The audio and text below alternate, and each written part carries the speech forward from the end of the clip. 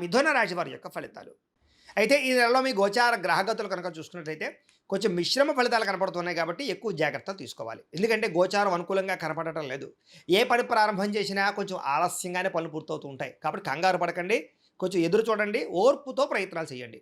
కుటుంబంలో కలహాలు, మనస్పర్ధలు, తీవ్ర వ్యతిరేకతలు లేదా మీరు మంచిగా మాట్లాడిన అవతల వాళ్ళు అపార్థాలు చేసుకోవడాలు కనపడుతున్నాయి.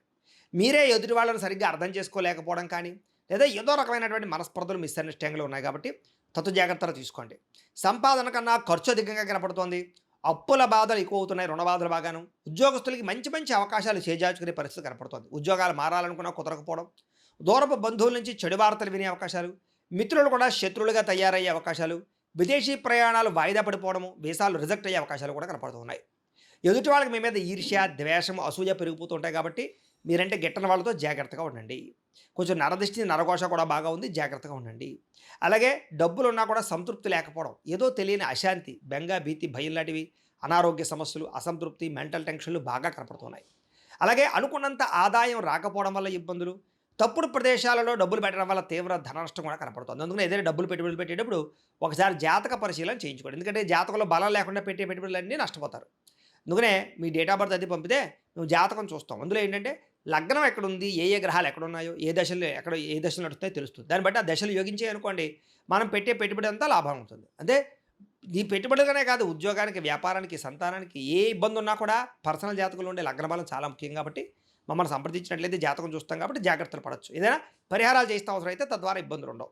కాబట్టి పెట్టుబడులు పెట్టేటప్పుడు జాగ్రత్త. అయితే భూములు కొనొచ్చు, గృహాలు కొనొచ్చు, లేదా బంగారము, వెండి లేదా స్థిరాస్తులు కొనుగోలు చేయడానికి మాత్రం లాభం ఉంది. మీరు సొంతంగా చేసుకునే వ్యాపారాల్లో పెట్టుబడులు పెడితే నష్టం అయితే రాదు. జాగ్రత్తలు తీసుకోండి.